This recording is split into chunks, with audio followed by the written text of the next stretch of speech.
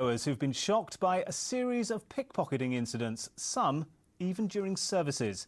Mobile phones, wallets and even a young girl's bag have been taken from churches in Royston. Church staff believe the thieves may be posing as members of the congregation, and now police are warning parishioners to be on their guard. Martin Stew has our report. They're supposed to be scenes of sanctuary and serenity, but these churches in Royston have become scenes of crime. Not lead taken from roofs, but money picked from parishioners' pockets during Sunday service. While people are praying, singing hymns, listening to talks in the church next door, someone's coming in, going along the coat hooks, going in the kitchen, whatever, finding things that we've just put down. We have to be aware that we're a public building, so we have lots of people come who perhaps we don't know, and we do welcome them. But thieves, we don't welcome. It's got so bad they're even counting collections behind locked doors. You may be desperate, but do you have to come here every Sunday morning and steal from our jackets and handbags and pinch from kids' school bags, you know? I think it's pretty sad. The town's other two churches have also been targeted after a spate of thefts. St Thomas's has been forced to close its doors during the day, whilst at the parish church, valuables are now being locked in a safe after thieves stole a chalice. People don't respect places of worship, and I'm afraid, so that's just a sad fact of life. We've had wallets and purses stolen. They've rifled through letters in our the letter rack at the back of church, and so it's something that's been going on for quite a while. The police are investigating, and they won't be the only ones watching. Martin Stew, Anglia News, Royston.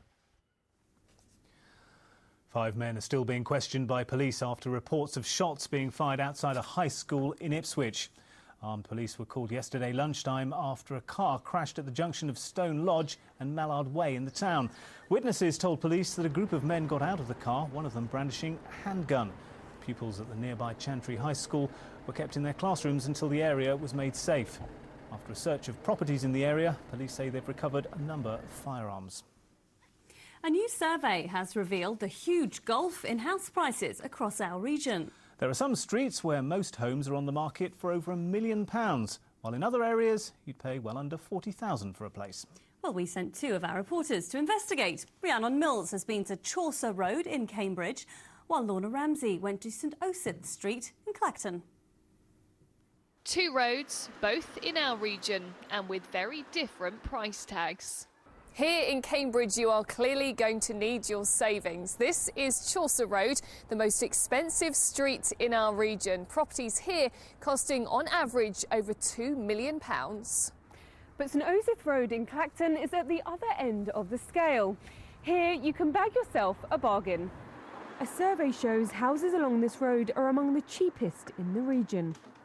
Hello there. Hi, come in. Thank you very much. Samantha Hayward has lived here for 3.5 years.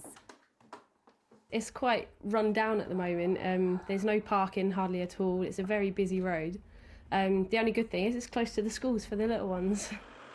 70 miles away, I spent the morning on Chaucer Road. Since 1880, it's been home to Cambridge professors and the city's wealthiest families. Patrick Sharman moved in 30 years ago, looking for a very big house for his 8 children. It's near the centre of town. It's a very peaceful area with large houses in fairly large gardens. Absolutely brilliant place to be, yes. I wouldn't be anywhere else. I mean, I don't think we'd ever sell the place because the children would be so outraged if we did. The survey throws up the huge anomalies in house prices in the Anglia region. Cambridge might have the most expensive at more than £2 million and Clacton the lowest at just £34,000. But it's the same story elsewhere. In neighbouring Suffolk, Ipswich has the most expensive property prices, with houses in Hitcham selling at more than £1.3 million. While in Northampton, you could pick up a property in Crispin Street for just under £40,000. But local estate agents tell me average house prices at St Osyth Road in Clacton are more like £110,000. This one's up for sale for £105,000. But just down the road in Jaywick, you can pick up a house for just £30,000. Well, St Osyth Road's always been notoriously reasonable pricing because it's sort of your terraced 2-bedroom, 2 reception room houses. Going a couple of miles up the road, you've got Jaywick, which has got sort of a variety of different constructed properties, from timber frame, single brick properties, which you can get at quite reasonable prices, and they start at about 30 to 35,000. In 1996, Chris Carey sold the first £1 million house in Cambridge. Today, he's selling one of those precious Chaucer Road homes. One client waited 8 years for a house there. For some, money really is no object. We sold a house for what was the record price in the city in the middle of the recession 2 years ago at £3.5 million. So I think there is still a huge amount of pent-up demand for the most desirable houses in the most desirable areas. Buying a house is probably the most expensive and important investment that any of us will ever make. With prices beginning to creep up, whether you're spending millions or if you're spending considerably less than that, just make sure it's somewhere you can call home. Lorna Ramsey, Anglia News, Clacton. And Rhiannon Mills for Anglia News in Cambridge. Well, wherever you live, it's great to have you with us this Tuesday evening. Yes, it is. Amanda's here to tell us how it's hotting up. And there's all the news from where you live, plus so much more. The good old-fashioned cauliflower. A man from Ipswich has been jailed for at least 18 years for murdering a hairdresser who stroked his leg. Rodney Greenland repeatedly stabbed Simon Amers last July whilst on bail after being accused of other offences. He told detectives that he flipped when Mr Amers touched him. Greenland, who admitted manslaughter but denied murder, was found guilty by the jury. The chief executive of Essex County Cricket Club has admitted the match-fixing claims against 2 of the club's players has been a distraction at the start of the new season. David East was talking at the launch of a new sponsorship deal for the Graham Gooch Cricket Academy. Pakistan leg spinner Danish Canaria and young seam bowler Mervyn Westfield have been questioned and bailed by detectives investigating the allegations. Donovan Blake reports.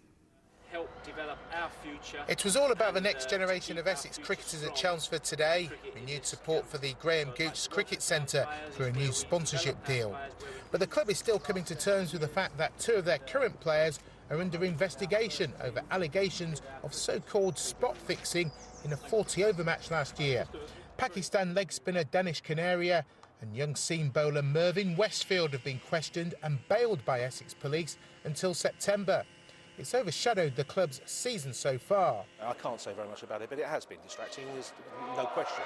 But, you know, we're remaining focused on what we need to achieve in the county championship. We're off to Amsterdam in a couple of days' time to play against the Netherlands in the CB40 competition. So, you know, we're very much treating it as business as usual. But yes, it has been distracting. There's no two ways about it. Today, pupils from St Pius School in Chelmsford enjoyed a quick cricket coaching session with members of the first team squad. For some, this would have been the starting point of their careers. Oh, hugely important. I mean, I know myself and Graham Napier both who are here today, you know, Essex lads, we would have come up through the system playing here at Chelmsford, and it's a brilliant facility, so long may it continue. The guys playing first-class cricket, the guys playing 20-20 and 50 overs. This is where it all starts, in the cricket centre. This is where we find our talent. This is where we develop our talent and enhance their skills. So stronger grassroots is the key for a stronger Essex, with the hope of producing more future cricketing stars. Donovan Blake, Anglia News, Chelmsford.